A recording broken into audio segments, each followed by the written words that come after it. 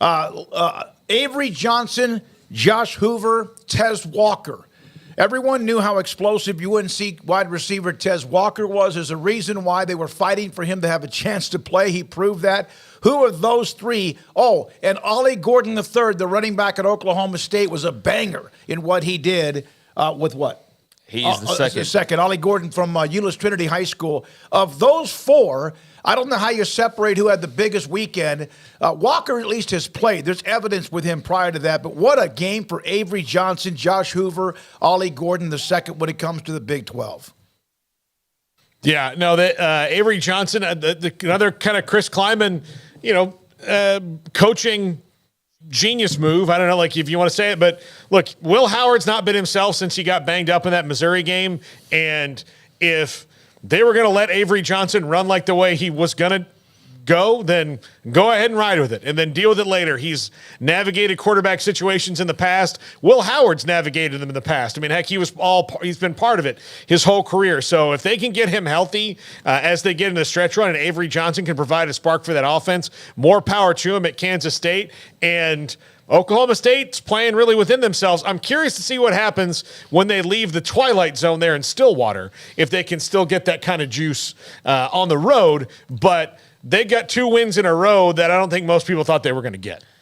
Yeah, I mean, that's a lot of ground to cover here. Those are 3 massive performances, and we'll have to spend, more time on each of those and each of those teams throughout the week. But, coming out of this weekend, those are 3, big-time candidates out of the conference for Player of the Week. Ollie Gordon, as you mentioned, 100 yards receiving, 100 yards rushing, scores in both categories, and Oklahoma State suddenly seems to be a team that's got its mojo right and has their, offensive identity starting to come to fruition. Said it last week that they seemed like, obviously Alan Bowman was going to be the guy, but they were going to ride Ollie Gordon hard. And, so long as Bowman played well, they have some good skill guys around him.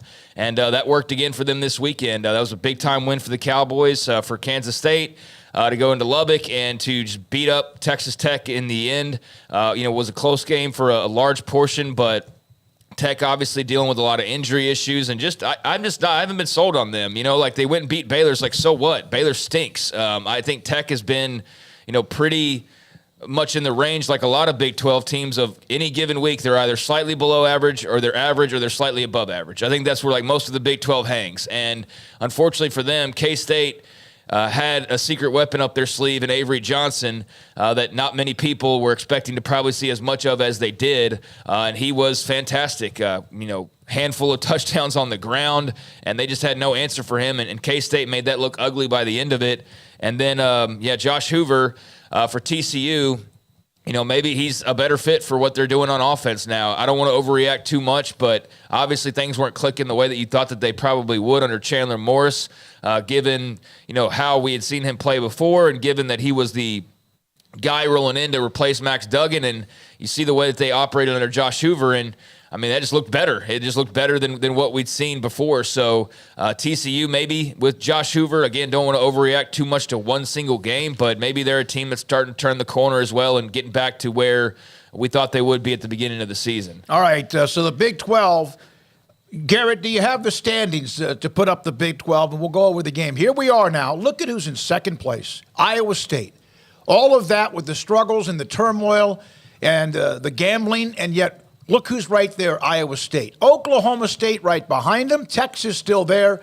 They had the week off, as did Oklahoma. Those are the teams, and Kansas State, West Virginia, still much involved. Kansas now, they don't have much room for error. I know they play not this weekend, but the weekend after that at home against Oklahoma. Then you have TCU and Tech. That was a bad loss for Tech. Why in the hell, when the freshman quarterback came in, who I thought initially played really, really well, did they stop feeding Taj Brooks? He had 17 carries, I think it was. Give him the ball 30 times a game. But they kept firing away, and initially he looked really good, and then eventually just started to make too many mistakes. And then there's the rest of the Big 10, or Big 12, at the bottom.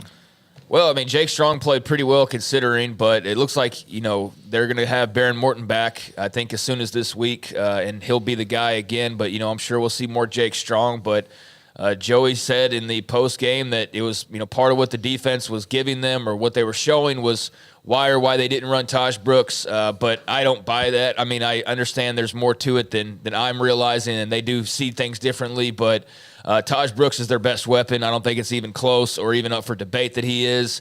And they were, getting some yardage when he was toting the rock. So to go away from that, regardless of what K-State was showing defensively, I thought was a bit puzzling. If you're Tech now, like I said, you beat Baylor. I know that felt good because of the history there and the fact that they went and they roughed you up at your place last year. But again, that's just not a very good Baylor team. And so the big important thing for Tech was how they were going to respond after that. And the way the schedule's set up, getting to a bowl game is very manageable, but that Kansas State game now makes it a little bit tougher. And it wasn't just a loss that makes that tougher. It's just that you got, by the end of it, kind of embarrassed, when it all was said and done. Now, it wasn't like I don't want to act like it was some blowout and they just ran off the field at home and all of that, but you were feeling pretty down in the dumps as a Tech fan by the end of that one on Saturday night. And the fact that it took place at home and that you had won a couple of games in a row and you weren't able to fully follow that up with a better showing.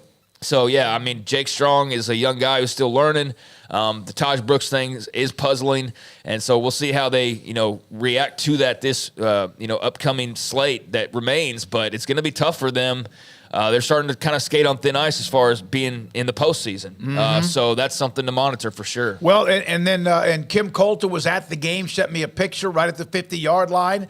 And he's not happy. He said Joey's full of crap a minute ago on what he said in the post game, and he and I traded back a few text messages. I love to be able to do that to anyone who's a viewer when they're at a